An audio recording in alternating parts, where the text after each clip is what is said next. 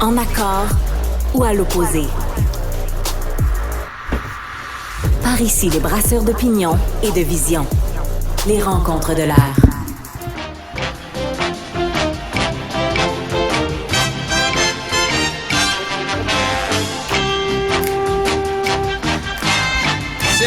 Tiens. Le fan numéro 1 du Canadien de Montréal qui s'amène à mon micro, Alexandre Moranville-Ouellette, avec qui on a eu toutes sortes d'échanges tout au long de l'été sur des sujets généralement assez sérieux, des enjeux de société. Mais aujourd'hui, pour notre dernière chronique, tu voulais qu'on se paye la traite et qu'on parle de cette saison de hockey qui approche à grands pas, mine de rien. Là, les camps vont s'ouvrir prochainement. Ben, absolument. Les camps qui vont s'ouvrir, ça va nous donner du hockey à se mettre sous la dent, Jean-François. Ça fait un petit bout quand même, là, depuis surtout l'élimination du Canadien. Nous autres, là, à Montréal, ça fait longtemps. Ouais, ça fait un petit bout, puis ça fait quand même longtemps que le Canadien est techniquement éliminé des séries. Alors, voilà, on va encore avoir au moins quelques mois d'espoir, là, si c'est pas plus, du côté du Canadien de Montréal. Ça va être le fun. Première partie hors concours, je pense que c'est le 25 septembre, avant qu'on ait, bien évidemment, là, les grandes parties, les unes après les autres, contre les Maple Leafs de Toronto, qui vont s'en venir après. Quand des espoirs aussi, qui va être le fun, Jean-François, je voulais absolument qu'on parle de hockey, parce que chaque année, on finit là par ensemble discuter du Canadien de Montréal, se retrouver dans une chronique sport quelque part et autres.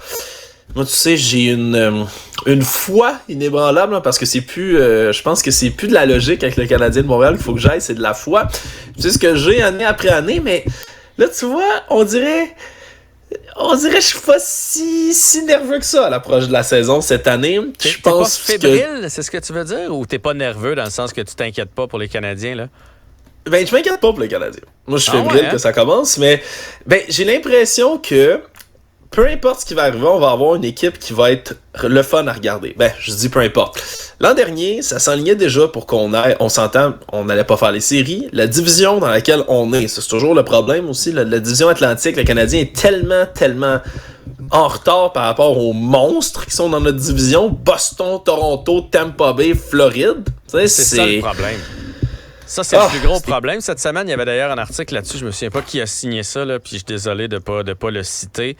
Mais c'est qu'on est dans la... en fait, c'est dans le guide des poolers que j'ai vu ça, parce que j'ai commencé à feuilleter mon guide pour préparer mes pools. On est dans la division de la mort. C'est comme ça que c'est appelé. C'est une phrase qui nous arrive de la Coupe du Monde. À la Coupe du Monde, c'est un tirage, la Coupe du monde de soccer, puis il y a toujours une division, qu'il y a trop de bonnes équipes dans cette division-là, puis là, ils appellent ça la division de la mort. Mais le Canadien, c'est ça. Toronto, Tampa Bay, Floride, on sait déjà que ces équipes-là vont être en série. Fait que là, tu sais, t'en as trois aussi, que c'est réglé. Et Boston, Bergeron puis Krejci partis, ça va quand même laisser des traces. Marchand est vieillissant. Je te dis pas qu'ils seront pas en série, mais je pense que c'est plus jouable pour le Canadien. Sauf que là, t'as Buffalo. Buffalo, ça va éclore à un moment donné. Il y a trop de jeunes, trop de talents là. Ottawa sont en avance sur nous. Détroit est en avance sur nous. Fait que même si Boston descend, il y a une équipe qui va prendre le relais. Là. Fait que c'est ça le plus gros enjeu, je trouve, pour le Canadien. C'est que dans notre division, puis on sait qu'on joue plus souvent contre les équipes de notre division, ben il y a du solide stock, là. Ouais, puis il faut remonter au-dessus de cette division-là pour parvenir à faire les séries aussi. Ouais, c'est ça qui est un peu déprimant. Parce que en dehors de tout ça, je trouvais même que dès la saison passée, on avait quand même des éléments qui pouvaient promettre, dans le sens où on aurait pu avoir une saison un peu plus spectaculaire. Puis au final, qu'on fasse les séries ou qu'on le fasse pas, moi je veux que le Canadien performe quand même, nous intéresse, nous emballe avec des joueurs, puis on a ça là, on dirait qu'on le voit là, tu sais. La reconstruction qui s'en vient lentement mais sûrement avec le Canadien, c'est le fun. On a à presque Jean-François Pansy, la moitié du club du Canadien de Montréal qui a 24 ans et moins en ce moment dans l'alignement de départ. C'est pas rien quand même là. Puis en plus de ça, le Canadien, c'est beau. Le futur est très très beau pour le Canadien. Ben, ouais, puis on a, c'est ça, là, c'est sans parler de toutes les recrues. Puis ces recrues-là, on va les voir quand? Mais très bientôt, dans les matchs pré-saison. Puis ça va être intéressant de voir c'est qui est capable de tirer son épingle du jeu, parce qu'on en a des bons, là. Hormis, évidemment, David Reinbacher, qu'on a vu, c'est qui est notre dernier choix de repêchage, là, un défenseur qui risque d'être excellent, ma foi, qui joue déjà dans une ligue d'hommes.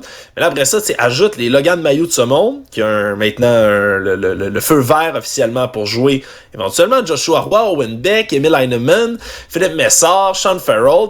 Il y a du bon joueur au pied carré dans le pipeline du Canadien. Ça, déjà, faisait un petit bout, on dirait qu'on n'avait pas ça, là. T'sais, quelque chose qui se profilait en arrière, là. L'espèce de relève, si on veut. Habituellement, on se disait toujours, faut cette année qu'on performe, là, on a des joueurs qui partent après. Puis on n'avait rien qui s'en venait, tu comprends? Tu sais qu'avant, là, on se demandait qui allait faire l'équipe du Canadien, mais dans le mauvais sens. Dans le sens crime, on n'en a même pas assez pour faire 4 lignes.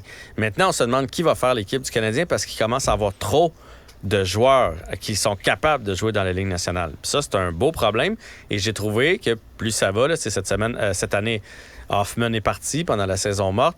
On met tranquillement l'identité du Canadien. On se débarrasse de ces joueurs-là selfish, qui ne travaillent pas sur toute la glace, en zone défensive, en zone offensive, en zone neutre. On est en train de donner l'identité aux Canadiens. Et ça aussi, ça sent bon, la culture qu'on est en train d'instaurer.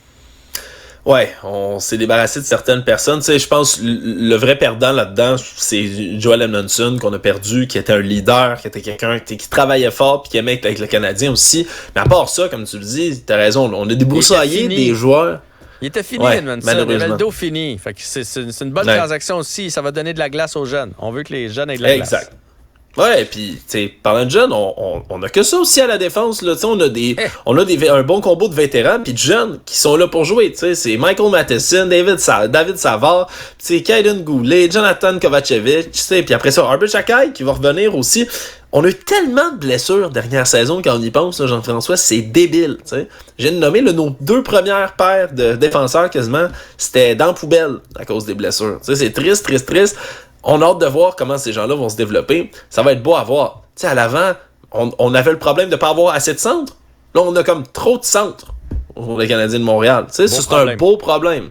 Ouais. Nick Suzuki, Kirby Dach, si on décide de le faire jouer, pas à l'aile de Suzuki Caulfield, mais de le mettre plutôt au centre du deuxième trio.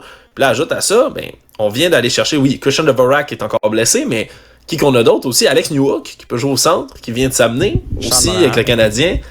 Sean Monahan, on en a, là.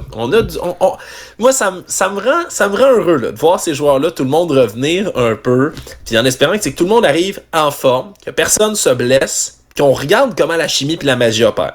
Mais on n'a pas vu encore toute la recette au complet, là. L'an passé, n'eût été des blessures, le Canadien aurait été beaucoup plus près d'une place en série, mais ça a été... l'infirmerie, on n'avait pas vu ça dans la Ligue nationale à travers l'histoire. C'est jamais arrivé une équipe avec autant de matchs manqués. Là, le temps nous pousse un peu. Je vais t'inviter à des prédictions, OK? Caulfield, oui. Est-ce qu'il y a encore en score 45 ou pas? Moi, je vais être plus prudent, mais je vais dire 40 pour Caulfield. Là, moi, je pense qu'il franchit la barre des 40 cette année. C'est à le voir partir comme il était, la lancée sur laquelle il est parti, s'il continue à être bien encadré, continue de jouer avec Nick Suzuki, tu sais, puis ça, c'est tellement le fun. Voir là, des publications sur les réseaux sociaux, tu sais, on aime nos joueurs même en dehors de la glace, là, de voir Suzuki et Caulfield ensemble, en vacances aux Bahamas, bras dessous, là. Moi, j'aime ça, voir de la belle chimie comme ça d'équipe, de voir, tu sais, on les a en plus, là, on s'entend, sont signés jusqu'en 2031-2030, là. Les deux. On les a pour un petit bout. On a du hockey apprécié. On va les voir, tu sais, évoluer puis se cultiver. J'ai hâte que cette prédiction-là, je pense qu'elle va se réaliser. Je pense que Suzuki va avoir une grande saison aussi. Même s'il y a d'autres éléments qui traînent de la patte. C'était ma prochaine question. Mais là, faut-tu me répondre juste par oui ou par non parce que j'en ai trop, là. Suzuki, Vas-y. Est-ce qu'il fait un point par match? Est-ce qu'il sera en 80 points? Ce qui est comme un seuil. Quand tu es un joueur d'un point par match, tu es un joueur élite dans la Ligue nationale. Oui, parfait. Oui. Kirby Dach sera rendu à 60? Kirby Dach, 50, je pense. Il va en manquer un tout petit peu, je pense, pour Kirby Dach. Est-ce que Slafkovský va nous décevoir ou nous faire écarquiller les yeux à lui qui va en être à sa 2e saison? Slafkovský, je pense que si c'est pas en termes de points qui va nous épater ou nécessairement en termes de buts, je pense qu'il va avoir une présence qui va être intéressante puis que les amateurs vont l'aimer. Hein. Il est énorme, ce gars-là. Il joue en fou. Moi, j'adore le voir. Okay. Moi, je pense que lui, il va nous surprendre. Là. Il y a eu beaucoup de sucres qui se sont cassés sur son dos. Il est jeune, il a 18 ans, Alexandre. Il joue dans la Ligue nationale de hockey. Donnons-y le temps, tabarouette. Est-ce que Montembeault va réussir à s'installer comme gardien numéro 1? Oui. Je vais le dire, là, moi, Samuel Montembeault, d'avoir un. Tu sais, Carey Price, ça a tellement été comme la domination pendant des années. Il a été là. Là, tu sais, c'est plate. On va s'ennuyer de Carey. Mais quelque part, là, moi, voir Samuel Montembeault épaulé par Jake Allen, qui c'est le meilleur réserviste de la Ligue nationale, tant qu'à moi, là, c'est le meilleur goaler numéro 2. Puis Samuel Montembeault a prouvé qu'il appartient à la Ligue des Grands. Puis c'est un Québécois, hein? J'ai le goût d'encourager un gardien québécois. Je trouve ça fabuleux, fascinant. Puis je trouve qu'il y a une attitude aussi, là, une attitude comme joueur, Samuel Montembeault, à tout casser. Faut juste qu'il soit plus constant. Parce que quand il est hot, il est hot. Quand il l'est pas, c'est plus difficile. S'il est aussi constant dans ces bons moments, là, moi, je pense qu'on a un bon gardien, c'est les gardiens un peu plus échevelés, comme c'est le cas, il est moins compact qu'un Carey Price. Samuel Montembeault, c'est souvent ça que ça donne. Quand il est, c'est plus un gardien de réflexe. Fait, quand il voit tout, il les voit tout. Quand il les voit pas un soir, ça fait un peu plus mal. Et moi, je pense que notre surprise de l'année, ça va être Caden Goulet. Lui, l'année passée, je l'ai adoré jusqu'à sa blessure. Je pense qu'il va s'établir comme un pilier à la défensive du Canadien et éventuellement un excellent, excellent défenseur dans la Ligue nationale de hockey. On aura la chance de s'en reparler. Le tournoi de golf va arriver sous peu. Les matchs blancs contre rouge. Et on va avoir une belle saison. Un petit 20 sur le Canadien qui fait les séries ou pas cette année, Jean-François? Ah ben écoute, je peux t'en mettre 40 si tu veux. Le Canadien n'a aucune chance de faire les séries cette année, mais on va être plus proche. Bon, mais regarde, je garde ça à 20$. 20$ que le Canadien fait série cette année, Jean-François. Je suis pas prêt à monter à 40 encore. Ben moi, c'était l'inflation. C'était 20 l'année passée. Fait que je l'ai emmené à 40. On peut savoir de quoi d'épargner par l'inflation, s'il vous plaît. Là. OK, notre pari va rester à 20$. Alexandre, merci pour cette belle été qu'on a passé ensemble. Puis de toute façon, on va se reparler dans l'émission de Mario à partir de mardi. C'est un grand plaisir, Jean-François. Merci pour l'été. Salut. Bye.